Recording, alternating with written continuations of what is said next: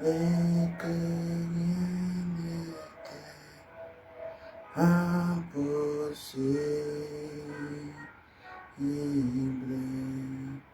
Seigneur, Seigneur, fais-moi voir ta gloire, ta gloire.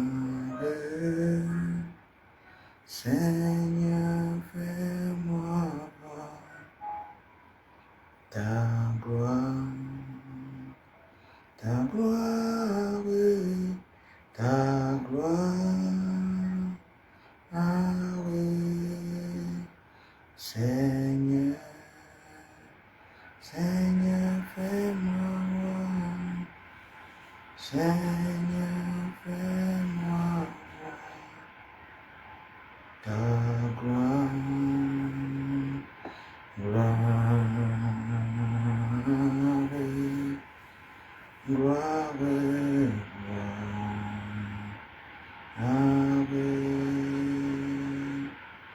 gloire à l'agneau. Chantons gloire, gloire, gloire, gloire,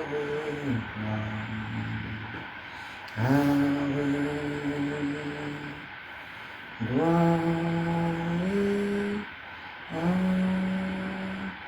l'agneau, car il est glorieux et digne de régner.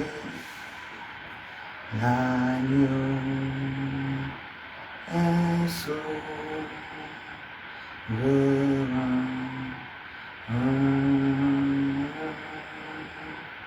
Nous élevons nos voix pour t'adorer.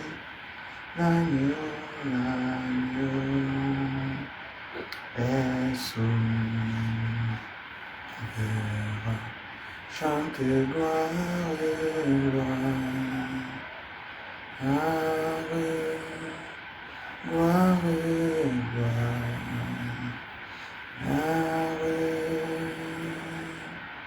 gloire,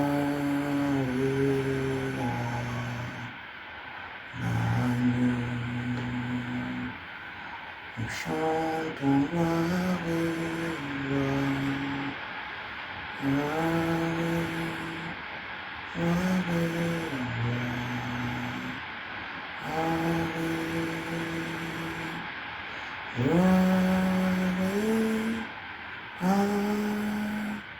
l'agneau,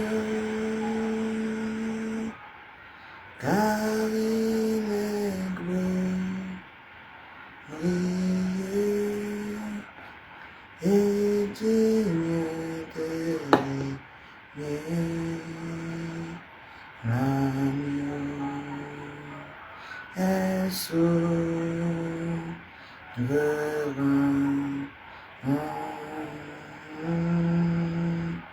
Nous élevons nos voix pour t'adorer. L'agneau, l'agneau est souverain. Au nom de Jésus, shalom, shalom bien-aimé, shalom à toi qui est connecté, shalom à toi qui te connectera, que la grâce de Dieu soit avec toi. Je te salue dans le précieux nom du Seigneur Jésus. Je te bénis, toi qui vas te connecter en quelques minutes. Ce soir, le Seigneur nous a mis à cœur de partager un petit moment sur un petit thème et surtout de prier ensemble. Bien-aimés, nous sommes dans une saison où beaucoup de chrétiens, beaucoup de ceux qui m'écouteront et même ceux qui ne m'écouteront pas, mais c'est la réalité de cette saison. Il y a une lourdeur dans la prière, une lourdeur dans la méditation. Voilà pourquoi c'est une saison où le peuple de Dieu doit être très vigilant et nous devons mettre toute notre énergie pour chercher le Seigneur. Parce que dans cette saison, avec tous les événements même qui se passent dans le monde, soit physiquement que même spirituellement, l'atmosphère spirituelle est dans une grande confrontation. Et voilà pourquoi chacun, quiconque m'écoutera et qui est chrétien, sait qu'en cette saison, il y a beaucoup de lourdeurs, de difficultés, des choses étranges qui se passent dans la vie de beaucoup de croyants. Alors ce soir, nous sommes dans notre émission Audience avec Dieu et nous allons parler sur le thème « Aimes-tu vraiment Jésus ?» Mon bien-aimé frère et sœur, nous allons lire la parole afin de voir ce que Dieu dit sur l'amour, ce que le Seigneur attend de nous et surtout ce que Dieu nous promet. Bien-aimés frères et sœurs, lorsqu'un enfant accomplit les volontés de ses parents, alors il est un bon enfant. On n'est pas un bon enfant peut-être parce qu'on a des résultats à l'extérieur, mais on est d'abord un bon enfant parce que nous rendons fiers nos parents. Je vais corriger quelque chose. Il peut arriver des moments où nous avons du mal à nous faire comprendre, où nos parents ne nous comprennent pas, mais ça n'empêche pas que nous devons faire tout ce qui est de notre mieux pour être de bons enfants, pour être agréables à nos parents et surtout pour être agréables à Dieu. Parce que n'oublions pas, à quoi sert-il à un homme de gagner le monde s'il perdait son âme? Quel que soit tout ce que nous pouvons obtenir sur la terre, si cela ne nous aide pas à entrer au ciel, à retourner à l'éternité d'où nous sortons, alors nous avons échoué. Est-ce que tu peux me dire, donner ton amen?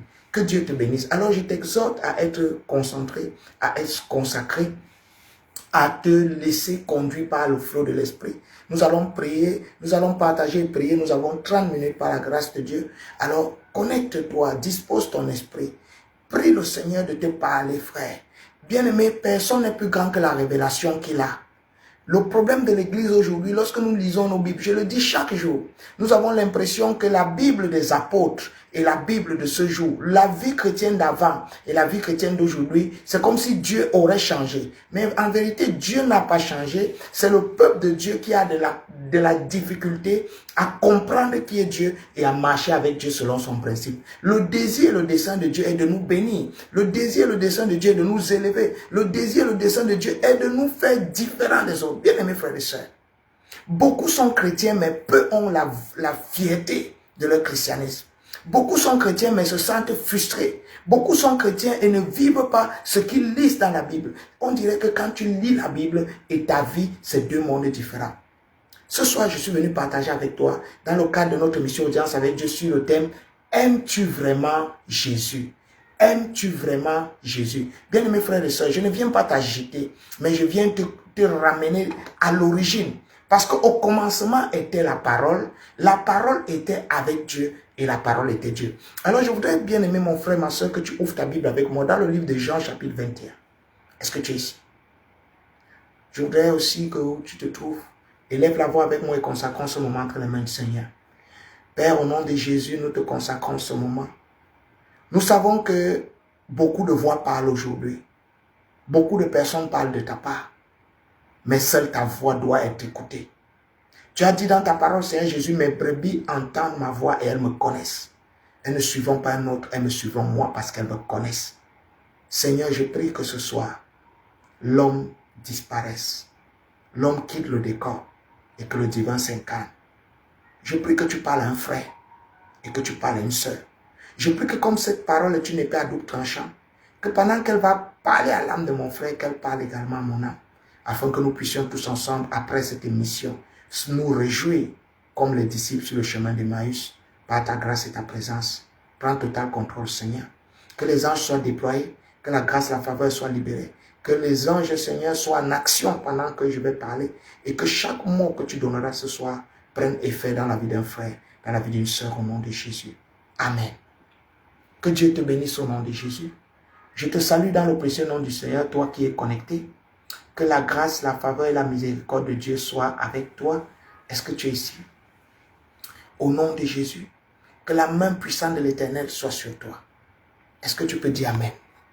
Alléluia.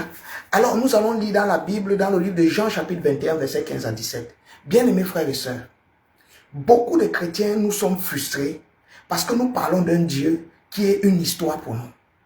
Écoutez frère, il y a une différence entre une personne qui lit une histoire et une personne qui raconte son histoire. Le christianisme n'a pas de valeur parce que nous racontons l'histoire de Pierre, de Paul, de Jean, de Jacques. Toi qui me regardes, toi qui m'écoutes, quel est ton témoignage?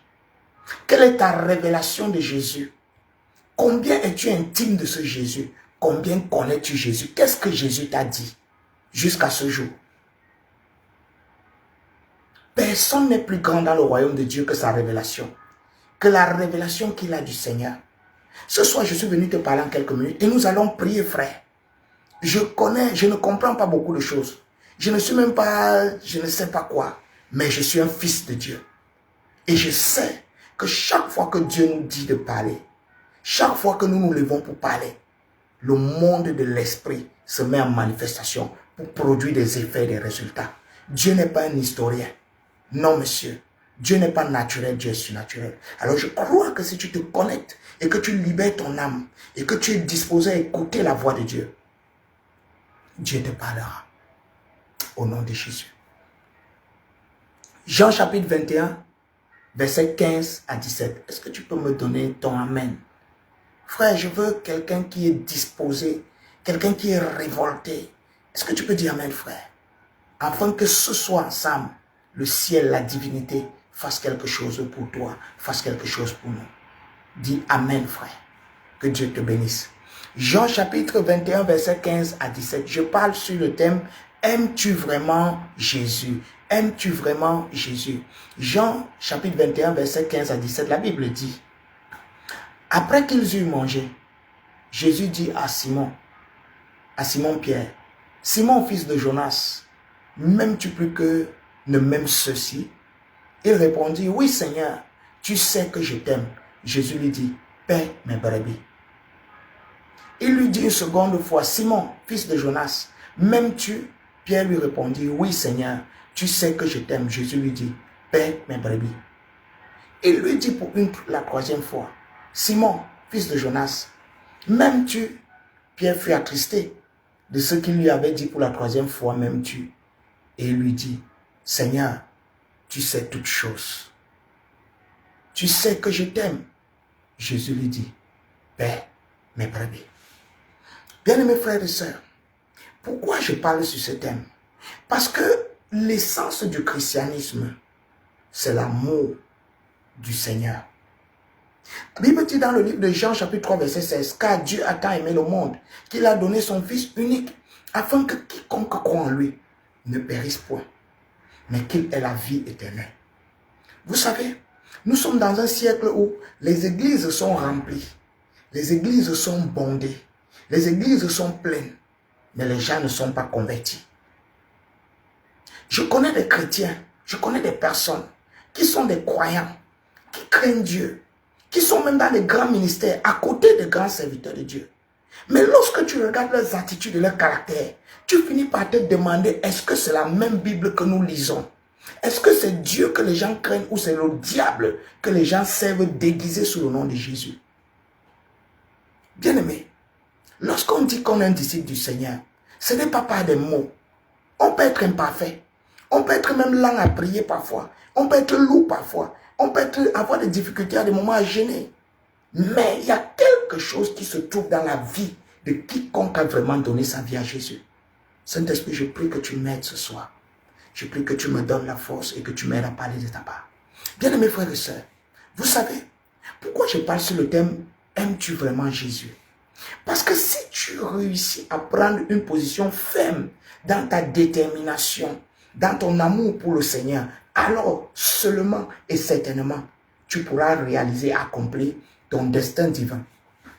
Chacun d'entre nous est venu sur la terre avec une mission Dei, une mission divine que Dieu a prévu qu'il doit accomplir. Personne n'a été créé par Dieu comme étant une photocopie. Bien que nous descendions tous de la semence originelle d'Adam et d'Ève, nos parents originels, mais chaque être humain sur la terre, écoute-moi, soit physiquement que spirituellement, chaque être humain sur la terre est unique. Vous voyez ça? C'est un doigt. Sur ces doigts, il y a ce qu'on appelle des empreintes digitales. Chaque être humain sur la terre, sur les milliards d'habitants que compte cette planète Terre, a une empreinte digitale unique. C'est pourquoi ça a été utilisé dans le système d'identification. Je peux vous choquer. Si le monde avait découvert que deux hommes peuvent avoir la même empreinte digitale, cela ne serait pas utilisé comme une des plus hautes formes de sécurité. Les empreintes. Comme chaque humain a une empreinte digitale unique, de la même manière, spirituellement, chaque être humain est unique aux yeux de Dieu, donc a une mission unique. J'ai coutume de voir des gens dire, c'est vrai et c'est faux. Des gens disent que si tu ne fais pas ce que Dieu veut, Dieu peut utiliser quelqu'un d'autre. C'est vrai. Mais c'est aussi quelque part faux. Pourquoi?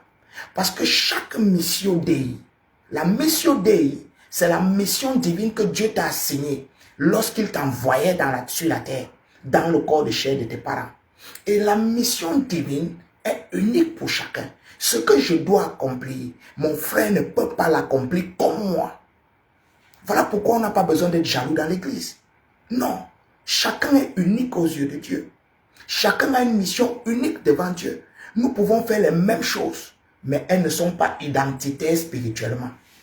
Dans le règne spirituel, rien ne se reproduit. Dans le règne spirituel, il n'y a pas de photocopie, il n'y a que des originaux.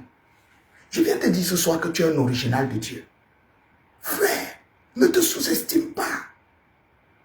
Cherche à avoir accès à une révélation de ton identité et de qui est Jésus. À ce moment, ta vie sera différente. Je peux vous dire quelque chose. Quiconque croit vraiment en Dieu, même s'il est dans le plus pauvre village de la plus pauvre ville, du plus pauvre pays dans le monde, s'il aime vraiment Jésus et il connaît qui est Jésus, il finira sur le toit du monde. Est-ce que tu es ici? Bien-aimé, je vais lire quelque chose dans le livre de Apocalypse chapitre 3, verset 15 à 18. Je voudrais que tu prennes ces passages pour les lire ou que tu ouvres ta Bible avec moi si tu es là. Apocalypse chapitre 3, est-ce qu'on est ensemble? Verset 15 à 18. La Bible dit, je vais commencer même au verset 14. Écrit à l'ange de l'église de Laodicée. Pourquoi je vais lire ce passage? Parce que, en ce temps, l'église de ce jour est plus similaire à l'église de Laodicée parmi les 7 églises définies dans le livre d'Apocalypse. Je rappelle que ces 7 églises, Éphèse, Smyrne, Pergame, Thyatire, Philadelphie, Sardis, Laodicée, ces églises étaient des églises réelles qui se trouvaient en Asie mineure à l'époque, au temps de la Bible. Et ce territoire d'Asie mineure au temps de la Bible, aujourd'hui, c'est l'actuelle Turquie. En grande partie, la plupart de ces églises, je crois 5 de ces 7 ou 6 de ces 7 églises se trouvaient en Turquie. L'actuelle Turquie, c'était l'Asie mineure à l'époque. Donc ce n'était pas des lettres imaginaires, c'était des lettres réelles qui étaient envoyées à des églises. Nous reviendrons dessus dans une autre émission. Mais je voudrais te dire que l'église de ce jour est plus similaire à Laodicée. Écoute ce que la Bible dit. Apocalypse chapitre 3, verset 15 à 18. La Bible dit, je commence au verset 14 même. Tu peux lire ça calmement à la maison. La Bible dit, écrit à l'ange de Laodicée, l'ange de l'église de Laodicée. Voici ce que dit l'Amen, le témoin fidèle et véritable, le commencement de la création de Dieu. Je connais tes œuvres. Je sais que tu n'es ni froid ni bouillant. Plus tu es tout froid ou bouillant. Ainsi, parce que tu es tiède et que tu n'es ni froid ni bouillant. Écoute-moi bien. Puisses-tu. Est-ce que, parce que tu es tiède et que tu n'es ni froid ni bouillant, je te vomirai de ma bouche. Parce que tu dis, je suis riche, je me suis enrichi et je n'ai besoin de rien. Parce que tu ne sais pas que tu es malheureux, misérable, pauvre, aveugle et nu. Frère, regardez la condition de quelqu'un qui se vante. Il dit, parce que tu ne sais pas, Apocalypse chapitre 3, nous sommes au verset 17, tu ne sais pas que tu es, tu dis, parce que tu dis, je suis riche, je me suis enrichi, je n'ai besoin de rien. Et parce que tu ne sais pas, tu es malheureux, misérable, pauvre, aveugle et nu. Ça, c'est quelqu'un qui se dit riche.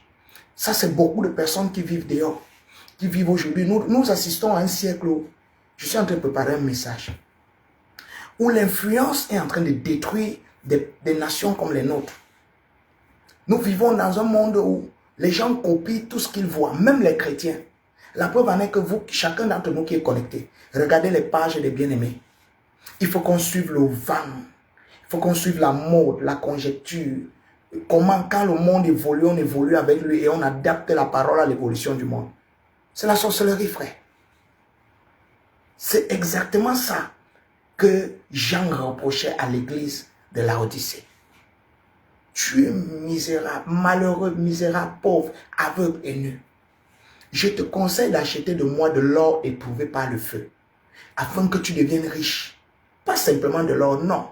De l'or qui est déjà passé au feu, afin que tu deviennes riche.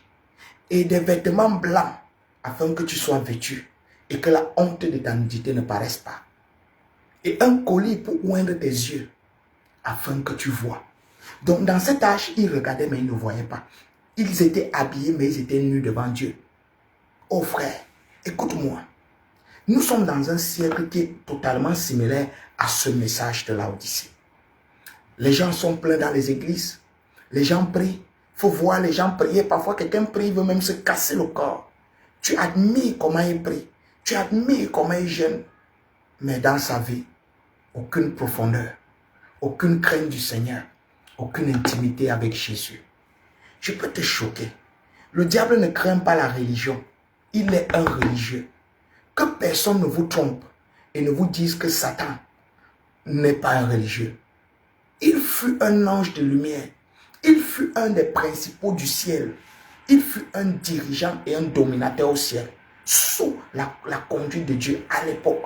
Lucifer était un ange de la lumière. Il connaît la religion.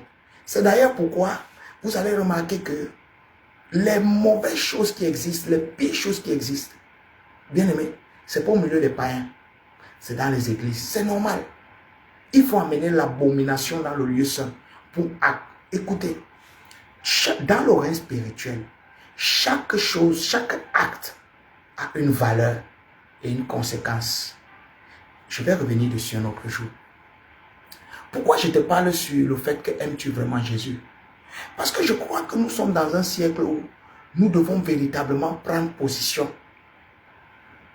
et mettre notre amour en lumière. Regarde, dans le livre de Marc, chapitre 12, verset 30, la Bible dit: et tu aimeras le Seigneur, ton Dieu, de tout ton cœur, de toute ton âme, de toute ta pensée et de toute ta force. Dans le livre de Jean, chapitre 3, verset 16, la Bible dit: car Dieu a tant aimé le monde qu'il a donné son Fils unique, afin que quiconque croit en lui ne périsse point, mais qu'il ait la vie éternelle. Lorsque je te demande, aimes-tu vraiment Jésus? C'est parce que le premier à nous démontrer l'amour, c'est Dieu lui-même. Il nous a aimés et il s'est donné. Il n'a pas attendu que tu l'acceptes. Il n'a pas attendu que tu crois en lui ou que tu marches avec lui. Encore que nos églises sont pleines, mais il y a très peu de disciples sur la terre. Frère, je me pose toujours la question de savoir, est-ce que les gens, chaque jour, ils méditent sur leur destination éternelle? Je ne suis pas parfait, mais je crois que lorsque ton cœur a vraiment pris position, il y a des choses que tu ne peux plus faire, n'importe comment. Je vais lire dans 1 Jean chapitre 3, verset 18, la Bible dit: petits enfants, n'aimons pas en parole et avec la langue, mais en action et en vérité. Quand je te pose la question, aimes-tu vraiment Jésus? Si tu me dis oui, je vais te poser à partir de 1 Jean chapitre 3, verset 18 qui dit: petit enfant, n'aimons pas en parole et avec la langue, mais en action et avec la vérité. Aimes-tu vraiment le Seigneur en vérité? Lui as-tu vraiment donné ton cœur? Je ne vais pas répondre à cette question, mais je veux que toi tu y répondes. Lui donnes-tu ton temps? Lui donnes-tu ton attention? Lorsque nous sommes mariés dans ce monde, si ton mari ne te donne pas de l'attention, tu diras qu'il ne t'aime pas. Si ton mari n'accomplit pas un certain nombre d'actions, tu diras qu'il n'a pas de l'estime pour toi. Toi qui me dis que tu aimes le Seigneur, quelle est la place que tu donnes à Jésus dans ta vie? Vous savez, nous sommes dans un siècle où on a l'impression que les gens veulent que Dieu devienne leur serviteur. En réalité, même, ils ne veulent pas. Beaucoup, Dieu est leur serviteur. Vous savez, l'humilité de Dieu n'est pas une faiblesse, c'est même la véritable preuve d'amour. Parfois, lorsque tu regardes un couple, tu ne comprends pas comment les deux font pour vivre ensemble. C'est souvent ça même la preuve de l'amour, parce que c'est dans l'imperfection qu'on manifeste le véritable amour. C'est lorsque les choses ne marchent pas comme on veut qu'on peut définir vraiment si l'amour existe. Je vais encore lire dans le livre de 1 Jean chapitre 3 verset 16. Nous avons connu l'amour et en ce qu'il a donné sa vie pour nous, nous aussi, nous devons donner notre vie pour les frères. Les gens sont dans les églises, ils disent qu'ils s'aiment. Tu as un malentendu avec ta soeur et elle ne veut plus te saluer. Tu as un malentendu avec ton frère, parfois de sang. Vous êtes tous les deux chrétiens et vous vous boudez. Et vous vous lancez les pics sur WhatsApp, sur Facebook, soi-disant chrétien. Frère, 1 Jean 3,16, nous avons connu l'amour en ce qu'il a donné sa vie pour nous. Nous aussi, nous devons donner notre vie pour les frères. Aujourd'hui, les gens ont peur dans les églises. Les frères sont matérialistes, calculateurs, ils ne se cachent même plus. Les gens ne vivent que pour leurs intérêts, ils sont comme des sangsues. Les frères sont à l'église, quelqu'un ne te salue jamais. Il ne cherche jamais à avoir de tes nouvelles, il ne sait même pas où tu vis depuis des années. Mais dès qu'il a un besoin, s'il sent qu'il a un peu vu un statut sur WhatsApp, il sent que tu peux être un peu équilibré, il va t'écrire pour demander l'argent. Il va t'écrire pour te présenter son problème. Je parle de quelqu'un qui ne te salue jamais. Mais quand tu as le cœur de Dieu, qu'est-ce que tu fais? Si tu peux aider, aide. Pourquoi? Dieu nous jugera selon le degré d'amour. Je peux vous dire quelque chose, je vais vous donner un petit secret. Lorsque ton cœur est vrai et que tu as de l'amour véritable pour les autres, frère, et que tu vis et tu apprends à avoir le cœur de Dieu, Dieu prend position pour toi au point où parfois même certaines de tes erreurs ne comptent pas devant lui. Si les gens savaient ce que veut dire être chrétien, oh frère, nous allons servir, nous allons aimer ce Dieu. Dieu est plus grand que ton mari. Dieu est plus grand que tes enfants. Quel que soit l'amour que tu as pour tes enfants, si tu n'as pas le véritable amour de Dieu qui parle pour toi ou qui vit en toi, ton amour pour eux est irrelevant. Parce que tu n'as pas de maîtrise sur la vie et sur la suite des événements. C'est seulement ton amour pour Dieu qui peut même sécuriser ta famille. Voilà pourquoi quand je prie, quand j'exhorte même chez moi, quand ça arrive, je leur dis, aimez Dieu plus que moi. Parce que le seul gage de votre destinée, c'est Dieu. Bien-aimé, aimes-tu vraiment Jésus? Jean chapitre 14, verset 15. Que dit la Bible? Si vous m'aimez, gardez mes commandements. Je ne vais pas commenter ça.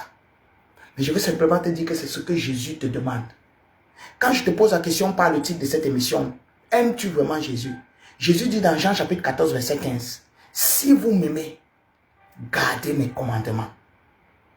Quelque part, il dit même, c'est ça la preuve que votre amour pour moi est vrai. Tu aimes Dieu, mais tu oublies. Tu l'oublies tous les jours. Tu es un religieux parfait. Le matin, quand tu te lèves, merci Seigneur pour m'avoir gardé la nuit. Le soir, quand tu veux te coucher, merci mon Dieu pour la journée. Frère, quelle est cette épouse? Et c'est à l'image de l'imperfection, excusez-moi, de ce monde aujourd'hui. Beaucoup de femmes veulent le mariage. Elles n'ont pas de nature de mariage.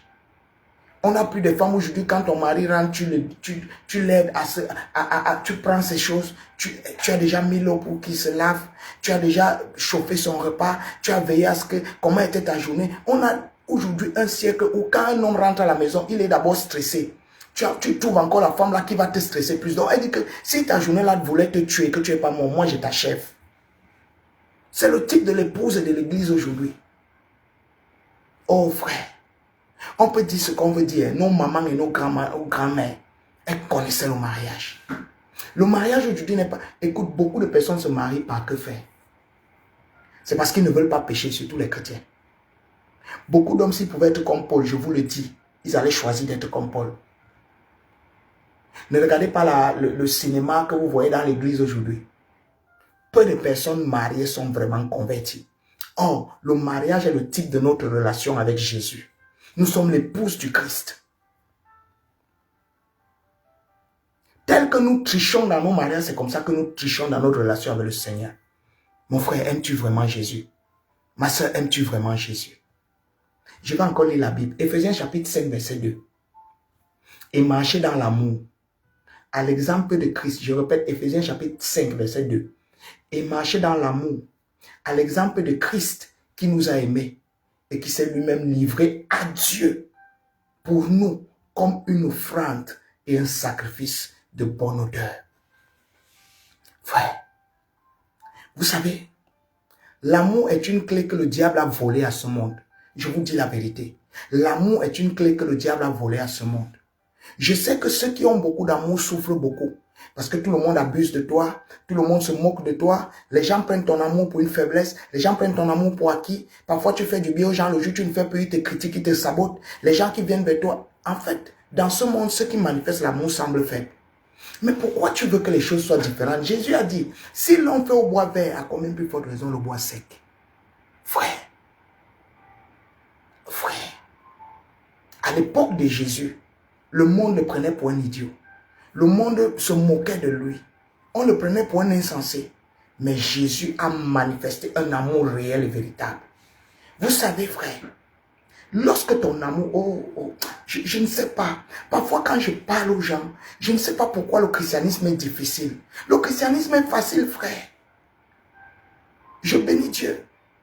Parce que lorsque vous êtes dans les églises, et c'est ma prière pour tous mes enfants spirituels, je prie toujours Dieu qu'après un moment que Dieu vous laisse, vous pouvez marcher. Je ne parle pas de marcher au village ou au quartier, non. Que Dieu te lève. Tu commences à te lever dans les sphères. Tu marches avec les grands, tu visites le monde. C'est là que ton véritable christianisme, ton véritable amour pour Dieu sera mis à l'épreuve. Lorsque tu arriveras dans un endroit où il n'y a personne, tu es seul, tu es au milieu des grands, tu peux t'offrir ce que tu veux. Mais tu devras faire des restrictions pour Jésus. Tu devras ne pas marcher n'importe comment à cause du nom de Jésus. Tu devras vivre d'une certaine manière à cause de l'identité de Christ sur toi. C'est à cela qu'on saura que ton amour pour Jésus est vrai. Vous savez, moi, ça m'engage, la peau de David. Je ne crois pas à la sainteté de quelqu'un qui n'a pas d'argent.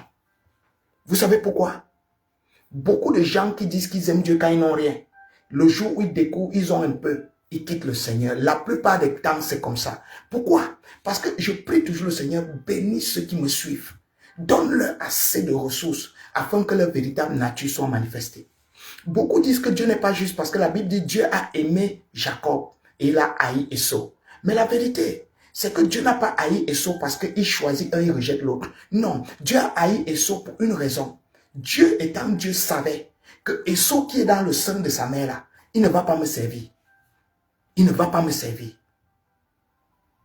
Il savait que Esau ne va pas me servir. Esau va servir un autre maître. C'est pas que Dieu voulait le rejeter, non. C'est que Dieu étant Dieu, il connaît tout avant le commencement. Et toi qui me regardes, mon frère, Dieu connaissait qui tu seras avant que tu ne viennes dans ce monde. Et je crois qu'il ne t'a pas envoyé ici par un hasard. Aimes-tu Jésus? J'ai découvert que quand tu aimes Jésus, frère, tu ne vis plus ta vie. Non. Même quand tu veux commencer à faire quelque chose, tu cherches toujours, est-ce que le Seigneur est là? Je dis toujours aux gens que nous ne sommes plus... Oh, je bénis Dieu pour le prophète William Branham. Le monde ne l'a pas aimé, mais nous, c'est notre précieux frère.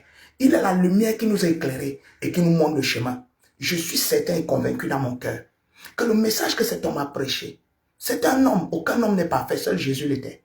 Mais le message qu'il a prêché a un rôle à jouer. Pourquoi? Parce que c'est une parole qui est certaine. Regardez, frère, nous sommes dans un siècle où les gens vont à l'église, ils prient. Mais même au milieu des serviteurs que nous sommes, beaucoup n'honorent pas Dieu. Pourquoi beaucoup de brebis aujourd'hui sont égarés? Quand tu as un pasteur qui vit dans la fornication, comment il va te prêcher que la fornication est un péché? Dis-moi un peu. Explique-moi et je veux comprendre. Je ne peux pas mourir stupide. Quand tu as un pasteur qui boit l'alcool, comment il peut te dire que la sainteté est dans l'église? Et je pleure les jeunes serviteurs de Dieu aujourd'hui qui se mélangent n'importe où parce qu'ils veulent la gloire. La gloire va t'amener en enfer. Vous ne savez pas ce que veut dire vivre sur terre, faire semblant de servir Dieu et finir en enfer. Je ne souhaite pas ça à quelqu'un. Je ne souhaite pas ça à quelqu'un. Bien-aimés frères et sœurs, aimes-tu vraiment Jésus? Comment tu peux dire que tu aimes Jésus? Tu manques devant tes enfants. Tu veux que ces enfants... Vous savez, j'ai coutume de voir beaucoup de gens dire que... Oh... Et on a observé ça, beaucoup de pasteurs avant, leurs enfants n'aimaient pas servir Jésus à cause de beaucoup d'erreurs qu'on faisait dans le ministère. Bien-aimé, quand tu montres à tes enfants que servir Dieu est une passion, c'est un amour et que tu restes équilibré, tes enfants ne peuvent pas servir Dieu. Même si Satan les cherche comment, la main de Dieu va les garder. N'oubliez pas, dans le règne spirituel, les portes s'ouvrent de l'intérieur. Je répète, dans le règne spirituel, les portes s'ouvrent toujours de l'intérieur. Donc, si Satan est entré dans ta maison, si Satan est entré dans ta famille, si Satan est entré dans tes affaires, dans tes projets, dans ton ministère, pose-toi la question, qu'est-ce qui a ouvert la porte de l'intérieur? Mon frère, aimes-tu Jésus? Aimes-tu Jésus? Je salue l'homme de Dieu, le prophète Julien. Je ne sais pas si tu es encore là, que Dieu te bénisse. Je te salue, toi qui es connecté. Que Dieu te bénisse, mon frère, ma soeur, mon pasteur, mon apôtre, mon prophète, mon révérend, ma chambre, ma prophétesse. Quoi que tu sois, que Dieu te bénisse. Mais ma question pour toi, aimes-tu Jésus? Oh frère, je suis à la fin parce que je veux qu'on ait un peu de temps pour prier. Bien-aimé, 1 Jean chapitre 4, verset 19. Pour nous, nous l'aimons parce que lui nous a aimés le premier. Je ne peux plus jamais dire, depuis que j'ai compris ça, j'ai corrigé mon évangile. Je ne peux plus jamais dire que j'aime Jésus. Oui, je l'aime, mais parce que lui m'a aimé le premier. S'il ne m'avait pas aimé, je n'aurais jamais eu la possibilité de l'aimer. Est-ce qu'on se comprend? 1 Jean chapitre 4, verset 18. La crainte n'est pas dans l'amour, mais l'amour parfait bannit la crainte. Car la crainte suppose un châtiment, et celui qui craint n'est pas parfait dans son amour. Je dis toujours, lorsque je vois un enfant qui est à côté de moi, il fait comme s'il a trop peur de moi. Il fait comme si je l'effraie. Il fait comme si, quand il est à côté de moi, il est inquiet. Donc, il fait les choses avec peur. Je comprends que cet enfant ne m'aime pas. Je vous dis la vérité. Un enfant qui t'aime, c'est comme nos enfants à la maison. Bon, il peut arriver que tu sois très dur et que ton enfant te craigne un peu. Mais même si l'enfant te craint, l'enfant doit être à l'aise devant son parent. À l'aise avec toi. C'est comme ça que nous devons être avec le Seigneur. Quand tu commences à trop avoir peur, ça veut dire que tu vis dans le péché. Tout à l'heure, je voulais dire, l'église est remplie de personnes qui sont là, mais qui ne craignent pas Dieu, même parmi les serviteurs.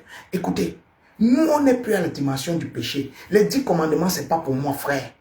Les 10 commandements, ce n'est pas pour moi. Parce que le véritable péché, ce n'est même pas la fornication. Le véritable péché, ce n'est même pas le vol et l'escroquerie. Le véritable péché, écoute, c'est l'incrédulité. Je n'avais pas compris quand je l'avais lu dans les enseignements du prophète Branham et dans la parole, jusqu'à ce que je commence à étudier. En fait, quand ton cœur aime Dieu, tu n'as plus besoin que ton pasteur vienne te dire, ma fille, répands-toi. On a des filles qui vivent dans la fornication, des frères qui vivent dans la fornication et ils sont des offices de l'église. Des pasteurs qui couchent avec les sœurs et ils sont des offices de l'église. Je ne crache pas dessus. Je ne fais pas la polémique. L'erreur est humaine, mais nous devons refuser l'abomination dans le sein des saints. Dans l'Ancien Testament, quiconque entrait avec l'abomination dans le sein des saints mourait. Donc nous devons beaucoup intercéder pour l'église. Mais je vais dire quoi? Nous sommes plus à la dimension des 10 commandements, frère. C'est pour les bébés spirituels. Non, un fils ne marche pas dans la loi. Un fils fait la volonté du Père. Un fils a la valeur de son Père. Il connaît son Père. Les 10 commandements, ce n'est pas pour nous, frère. Quand tu aimes Dieu, le Saint-Esprit est ton guide. Dès que tu mens, il te dit, répands-toi. Dès que tu mens, il est triste. Tu sais que le Saint-Esprit est triste. Combien de chrétiens aujourd'hui se demandent encore, Seigneur, est-ce que tu es avec moi? Saint-Esprit, est-ce que tu es là? Est-ce que tu es à mes côtés?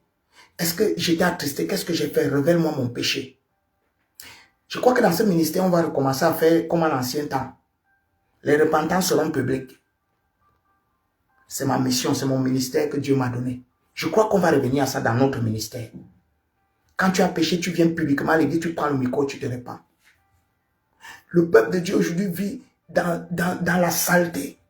Il y a les gens qui se répandent tous les jours. Ils se répandent aujourd'hui, demain ils retombent. Demain ils se répandent, demain ils retombent. Demain ils se répandent, demain ils retombent. Excusez-moi, j'ai débordé notre temps, pardonnez-moi. Donnez-moi encore quelques minutes. Bien-aimés frères et sœurs, aimes-tu vraiment Jésus? Celui qui n'aime pas n'a pas connu Dieu.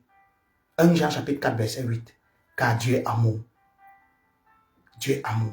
1 Jean chapitre 5 verset 3. Car l'amour de Dieu consiste à garder sa parole. Oh, l'amour de Dieu consiste. L'amour de Dieu consiste. Je crois que pour ceci, il va répondre. Si tu dis que tu aimes Dieu, l'amour de Dieu consiste à garder sa parole. Et sa parole ou ses commandements ne sont pas pénibles. Toi qui dis que la marche chrétienne est difficile, la marche chrétienne est difficile, c'est parce que tu n'as pas l'amour de Dieu. Et la plupart des chrétiens, si je vais être gentil, 90% des chrétiens n'ont pas l'amour de Dieu. Ils suivent Dieu parce qu'ils ont peur de la sorcellerie. Ils suivent Dieu parce que, bon, on ne veut pas servir Satan. Ils suivent Dieu parce qu'on veut la richesse. Ils suivent Dieu parce qu'on veut l'élévation, on veut la gloire. Mais je vais te dire quelque chose. Dans le règne spirituel, on ne prend... Oh, merci Jésus. Dans le règne spirituel, on ne prend pas position parce qu'on a confessé. Dans le règne spirituel, on prend position parce qu'on est dans un état. Ta position spirituelle ne dépend pas trop de ce qui sort de ta bouche, mais de ce qui est en toi. Voilà pourquoi, parfois tu pries, tu jeûnes, on continue à coucher avec toi. Voilà pourquoi, parfois tu pries, tu jeûnes, et le mauvais esprit là, il entre, il sort en toi comme il veut. Parce que dans le règne spirituel, même si tu as pris position, il y a quelque chose qui ne te donne pas l'accès total à ta position. Parfois, ça peut être tes origines. Parfois, ça peut être ton nom. Parfois, ça peut être un hôtel familial. Parfois, ça peut être les alliances de ton village. Mais dans le règne spirituel, la position qu'on a dépend de notre identité. Voilà pourquoi je suis presque à la fin. Quand tu vis dans le péché, tu peux pas être agréable à Dieu. Je n'ai pas dit que Dieu ne peut pas t'aimer. Dieu t'aime, Dieu nous aime. Mais parfois, il a du mal à accomplir ses projets dans nos vies. Parce que nous ne sommes pas propres. Parce que nous ne sommes pas purs. Je vais te dire la vérité. C'est vrai, Dieu donne le mariage, Dieu donne les voyages, Dieu donne les maisons. Mais quiconque est de Dieu, pour être béni, sera éprouvé. Tu es une servante de Dieu, tu es un serviteur de Dieu, tu es une femme de pasteur. Tu veux être élevé par Dieu. Deviens le cœur de Dieu. Lorsque tu donnes ton cœur à Dieu, lorsque tu deviens le cœur de Dieu et qu'au travers de toi, Dieu peut manifester son amour, frère, Satan ne peut pas te vaincre. Je n'ai pas dit qu'il ne te combattra pas. Job était le cœur de Dieu. Le diable a combattu. Mais Job a gardé sa position d'amour envers Dieu. Et le diable n'a pas pu le vaincre. Je viens te choquer. Lorsque Dieu t'aime, c'est pour ça que toi qui me regardes, ta vie est aussi combattue. C'est la preuve de l'amour de Dieu pour toi. Mais au lieu de te décourager, que les combats te donnent la détermination. Frère, parfois quand je suis assis quelque part, où je suis en train de voyager, je me retrouve dans un endroit, et je ne peux pas m'empêcher de dire Seigneur, merci. À un moment donné de ma vie, personne ne savait plus que quelque chose peut sortir de moi. Tout le monde savait que lui là, c'est fini. Sa vie est finie. Mais j'ai toujours dit, Dieu n'a pas dit son dernier mot. Et tous ceux qui me suivent, même ceux de ma famille savent que je disais toujours, Dieu, je suis un destin divin. Et Dieu a un plan dans ma vie. Et Dieu l'amènera. Il n'a encore rien fait, il n'a même rien fait. Nous allons le servir, frère. Nous allons l'aimer. Moi-même, je ne l'aime pas encore assez. Voilà pourquoi on va prier ce soir. Afin qu'il nous donne son amour. Si tu es prêt à prier avec moi, dis Amen. On va prier. Si tu es prêt à prier ce soir pour que Dieu t'ajoute, qu'il te donne le véritable amour, on va prier ensemble. On va lire quelque chose pour finir, avant de prier. Mon frère, ne te déconnecte pas. Je sais une chose. Je ne suis peut-être pas le genre de pasteur que tu aimes. Je ne suis peut-être pas assez populaire. Mais mon Jésus, il opère, il agit. Quiconque me connaît et m'a suivi et a un peu obéi à ce que j'ai dit, sa vie est un signe. Sa vie a des témoignages. Je connais ce Jésus. Je ne prêche pas un Dieu de l'histoire. J'ai dit à Dieu, si tu ne veux pas opérer avec moi dans la vérité, je vais apprendre à t'aimer. Mais je veux un Dieu qui réagit. Je veux un Dieu qui répond. Je veux un Dieu qui agit. Je crois que Dieu te fera du bien. Je crois qu'il me fera du bien. Ne te déconnecte pas. Reste encore quelques minutes. On va prier. Mais avant ça, je voudrais qu'on lise dans le livre de Luc chapitre 7. S'il te plaît. Luc chapitre 7. Est-ce que tu es avec moi? Du verset 37 au verset 47. Luc chapitre 7. Donne-moi ton amen, bien-aimé. Si tu es déjà dans Luc, dis, donne un vrai amen. Luc chapitre 7. À partir du verset 37. Alléluia. Que Dieu te bénisse au nom de Jésus. Nous sommes à la fin. Excuse-moi, je suis en train de chercher la référence. Ok. Luc chapitre 7 à partir du verset 37, la Bible dit: Et voici une femme pécheresse qui se trouvait dans la ville, ayant su qu'il était à table, qui, Jésus, dans la maison du pharisien, apporta un vase d'albâtre plein de parfum. Et se tint derrière, aux pieds de Jésus. Elle pleurait, et bientôt elle lui mouilla les pieds avec ses larmes, puis les essuya avec ses cheveux. Ô frère, et les oignit avec le parfum. Le pharisien qui l'avait invité, voyant cela, dit en lui-même: si cet homme était prophète, il connaîtrait qui et de quelle espèce, regardez comment il parle de quelqu'un, et de quelle espèce est la femme qui le touche. Il connaîtrait que c'est une pécheresse. Oh Dieu, les gens sont tellement forts souvent à nous donner des positions. Les gens sont forts. Si Dieu est un homme, beaucoup d'entre nous seraient en enfer. C'est une erreur, c'est une chose qui n'a pas marché. On te donne une position. Je dis toujours aux gens: insulte-moi, calomnie-moi, c'est normal. Je peux faire des erreurs, blâme mes erreurs, mais ne parle pas de mon Dieu. Qui que tu sois, quel que soit le problème que j'ai avec toi, dès l'instant où tu mets en cause mon Dieu, ma relation, non, très souvent, ça ne va pas marcher. Bien, excusez-moi. Verset 40. Luc chapitre 7, verset 40. Jésus prit la parole et lui dit: Simon, j'ai quelque chose à te dire. Mais parle, répondit-il. Un créancier avait 2 débiteurs. L'un devait 5 deniers et l'autre 50. Comme il n'avait pas de quoi payer, il leur remit à tous les 2 leur dette. Lequel l'aimera-t-il le plus? Simon répondit: celui, je pense, auquel il a le plus remis. Jésus lui dit: tu as bien jugé. Puis se tournant vers la femme, il dit à Simon: vois-tu cette femme? Je suis entré dans ta maison et tu ne m'as pas donné d'eau pour me laver les pieds. Mais elle les a mouillés de ses larmes et les a essuyés de ses cheveux. Tu ne m'as pas donné de baiser. Mais elle, depuis que je suis entré, elle n'a point cessé de me baiser les pieds. Est-ce que tu es ici avec moi? Tu ne m'as pas versé d'huile sur ma tête. Mais elle a versé du parfum sur mes pieds. Oh frère, c'est pourquoi je te dis, ses nombreux péchés lui ont été pardonnés, car elle a beaucoup aimé. Mais celui à qui on pardonne peu, aime peu. Il dit à la femme: tes péchés sont pardonnés. Excuse-moi, on va lire encore la même histoire dans le livre de Matthieu. Je te prie, donne-moi encore quelques minutes. Matthieu chapitre 26. Matthieu chapitre 26. Est-ce que tu es ici avec moi? Excuse-moi. Je travaille avec la technologie. La technologie parfois fait des caprices. Matthieu chapitre 26, à partir du verset 6, je lis au nom de Jésus.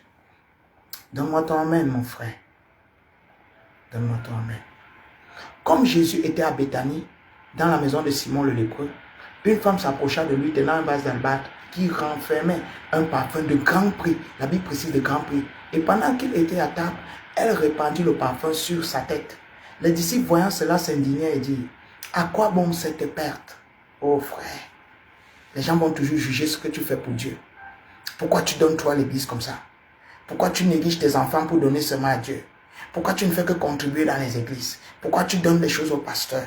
C'est la même chose. À quoi bon cette perte? On aurait pu vendre ce parfum très cher et en donner le prix aux pauvres. Pourquoi tu payes la dîme? Va donner la dîme à l'orphelinat. Pourquoi tu payes la dîme? Ce sont les choses que les gens disent aujourd'hui. C'est comme ça que les hommes raisonnent bien. Verset 10. Nous sommes dans Matthieu chapitre 26, verset 10. Jésus s'en étant aperçu leur dit: pourquoi faites-vous de la peine à cette femme? Elle a fait une bonne action à mon égard. Écoute maintenant. Car vous avez toujours les pauvres avec vous. Mais vous ne m'avez pas toujours. En répandant ce parfum sur mon corps, elle l'a fait pour ma sépulture. Je vous le dis en vérité, partout où la bonne nouvelle sera prêchée, dans le monde entier, on racontera aussi en mémoire de cette femme ce qu'elle a fait. Oh frère, on parle ici de Marie de Magdala, qui était une prostituée que Jésus a délivrée de 7 démons. Peut-être que Marie de Magdala, quand elle était dans la vie, tout le monde la jugeait. Tout le monde la critiquait. On la rejetait même, prostituée, femme sans vertu.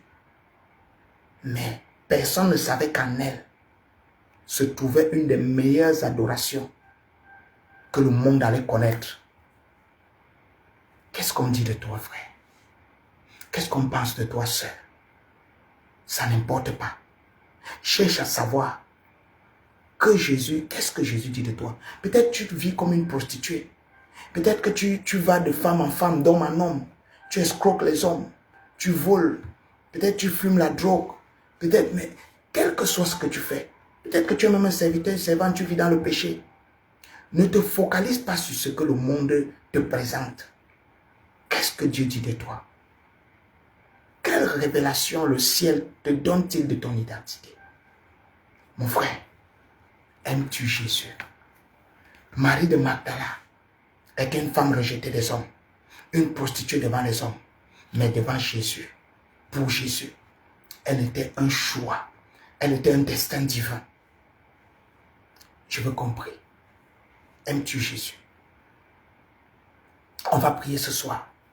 Est-ce que tu es ici? Donne-moi ton amen. Je veux voir ton amen, mon frère. Est-ce que tu es là? On va prier ce soir. Tu vas dire, Seigneur Jésus, donne-moi ton amour. Je ne veux pas être un fidèle parmi les autres, non. Je veux être comme plus qu'une Marie de Magdala dans ma génération. Je répète, plus qu'une Marie de Magdala dans ma génération. Je voudrais, mon frère, ma soeur, que nous élevions la voix pendant 2 minutes et que nous prions. Élève la voix, mon frère, acclame et prie. Au nom de Jésus. Seigneur, nous te rendons grâce. Seigneur, nous te bénissons. Seigneur, nous t'élevons et nous t'exaltons. Papa, au terme de cette parole, je comprends que mon amour pour toi n'est pas véritablement manifeste. Parfois, j'ai même encore de la difficulté, de la honte à parler de toi dans certaines conditions. Parfois, je ne vis pas comme tu le veux. Mais je prie ce soir pour mon frère qui regarde. Je prie pour ma soeur, pour nos enfants, afin que ton amour en nous déborde, Seigneur. Que cet amour soit une source d'eau vive qui jaillit de nos âmes et qui embrase et qui envahit le monde. Je prie, Seigneur, qu'au travers de nous, ton amour déborde, que ton amour nous inonde, que ton amour nous sature. Papa, pas un amour des lèvres, mais un amour du cœur, un amour profond et sincère, un amour qui honore ta parole, un amour qui suit et qui honore ta volonté. Je prie pour mon frère qui regarde, qui regardera. Je prie pour ma soeur, où elle soit dans le monde, afin que ton amour envahisse sa vie. Seigneur, je prie, au nom de Jésus, que tu nous montres le chemin. Parce que ta parole nous dit que toi seul, tu es le chemin, tu es la vérité et tu es la vie. Seigneur, je prie, donne-nous de quitter la compromission. Donne-nous de quitter le royaume de Satan, le royaume du péché, de la saleté, de la souillure, du mensonge, de la ruse, de la malice, de l'escroquerie, de la fornication, des abominations, des adultères, Seigneur. Oh Dieu, je prie ce soir au nom de Jésus, afin que ta grâce parle pour nous, Seigneur. Mets en nous ton amour et montre-nous le chemin. Nous voulons faire ta volonté. Au nom de Jésus-Christ. Je prie pour toi au nom de Jésus. Que la main puissante de l'Éternel se lève dans ta vie. Que ton cœur soit rempli d'amour. Au nom de Jésus. Que l'amour de Dieu parle pour toi. Que la grâce de Dieu parle pour toi. Que la faveur de Dieu parle pour toi. Au nom de Jésus, je prie que Dieu envahisse ton cœur. Je prie que tu sois changé par l'Esprit de l'Éternel. Au nom de Jésus-Christ. Au nom de Jésus-Christ.